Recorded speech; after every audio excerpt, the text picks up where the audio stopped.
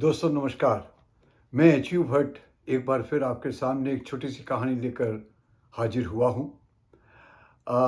हम कहानी शुरू करते हैं।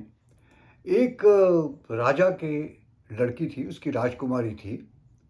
उसको उसी राजघराने में एक साधारण काम करने वाले व्यक्ति के साथ प्रेम हो गया। और प्रेम की हद वहाँ तक पहुँची कि वो राजकुमारी उस लड़के से शादी करने के लिए अपने पिता मतलब वो राजा के पास जिद करने लगी।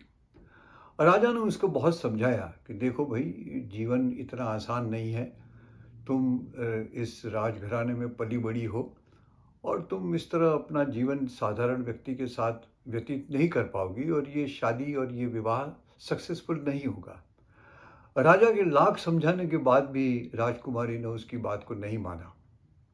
राजा ने थककर अपने गुरु को बुलाया और गुरु के पास जा कर के उसको प्रणाम करके, गुरु के चरण स्पर्श करके और अपनी इस पारिवारिक तकलीफ़ को, जो किस्सा था उसको गुरुजी के सामने बयान किया।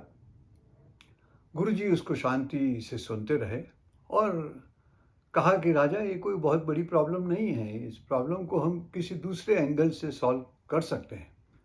राजा खुश हुआ, उसने कहा आप मुझे जो भी सलाह देंगे मैं उस पर अमल करने के लिए तैयार हूँ। और इस तरह गुरुजी ने राजा को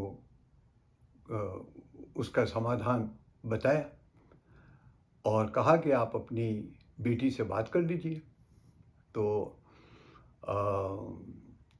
राजा ने फिर अपनी बेटी को बुलाया और उसके सामने जो गुरु की दी हुई समाधान था, उस समाधान को उसके सामने जिक्र किया और उसने कहा देखिए, मैं तैयार हूँ, मैं तुम्हारी शादी करने के लिए तैयार हूँ, लेकिन इसके पहले तुमको 1 महीने तक एक छोटी कोठरी में, जो 10 बाई 12 का रूम था, उसमें आपको अपना जीवन निर्वाह 1 महीने तक करना पड़ेगा।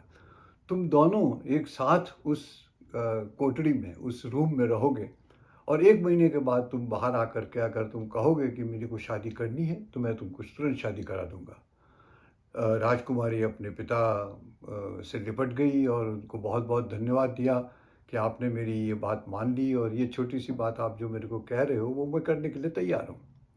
अब लड़की को और उस लड़के को, दोनों को, राजकुमारी को और उसके प्रेमी को, दोनों को उस रूम में बंद कर दिया।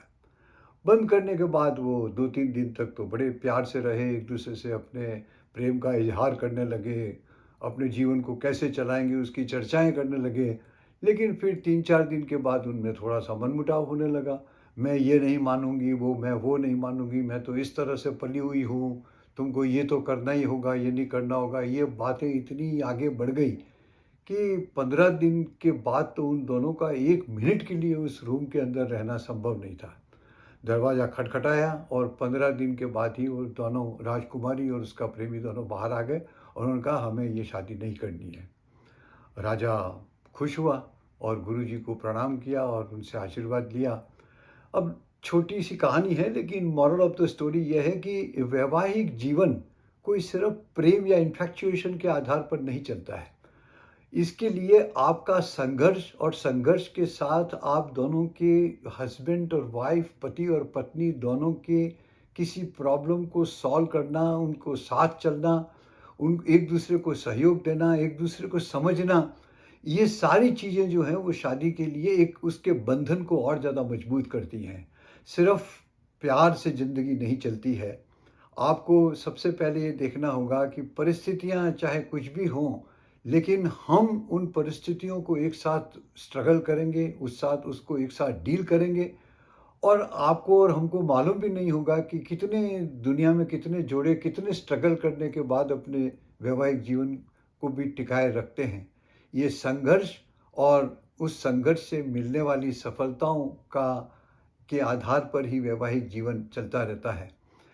सिर्फ प्यार और सिर्फ इन्फैक्चुएशन से ये ज़िंदगी नहीं चलती है। दोनों हस्बैंड एंड वाइफ, पति और पत्नी को एक साथ जीवन बिताने के लिए सिर्फ प्यार ज़रूरी नहीं है। एक साथ स्ट्रगल करना, तकलीफ़ों को आगे को से निपट कर आगे बढ़ना, उसकी एक कहानी है। आशा है इस तरह की छोटी कहानियाँ और उसकी मॉरल ऑफ द स्टोरी आपको पसंद आई होगी और आती होंगी। मैं आपसे ये गुज़ारिश करूँगा कि आप इस मेरी चैनल को सब्सक्राइब करिए, उसको लाइक करिए, उसको शेयर करिए। इसी तरह और भी छोटी-छोटी कहानियाँ और उसके मैसेजेस को लेकर के मैं आपके सामने हाज़िर होता रहूँगा। धन्यवाद।